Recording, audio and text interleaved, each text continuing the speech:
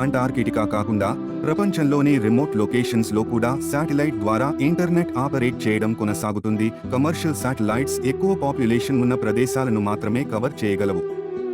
మీరు గ్లోబ్లో చూడగలిగినట్లుగా దక్షిణ ధ్రువం మన గ్రహం బాటమ్ లోనే ఉంది. భూమి చుట్టూ తిరుగుతున్న ఉపగ్రహం దక్షిణ ధ్రువం పైన ఎగరవు. అందుకే ఉపగ్రహం సిగ్నల్స్ కూడా అందవు. కొన్ని శాటిలైట్ మాత్రమే ఉన్నాయి. దక్షిణ ధ్రువం శాటిలైట్ సిగ్నల్స్ అందుకుంటుంది, అది కూడా కొన్ని నిమిషాలు లేదా 1 గంట వరకు మాత్రమే. ఇంటర్నెట్ ని పొందడానికి శాటిలైట్ సౌత్ పోల్ కి దగ్గరగా వెళ్ళినప్పుడు మాత్రమే ఒక నిర్దిష్ట సమయం వరకు వేచి ఉండాలి.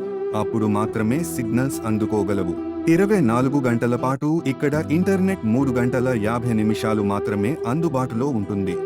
ఈ సమయంలో మాత్రమే సైంటిఫిక్ డేటా కూడా ప్రసారం చేయబడుతుంది మరియు నివసిస్తున్న రీసెర్చర్స్ కూడా వారి కుటుంబాలతో కనెక్ట్ అవ్వగలుగుతారు.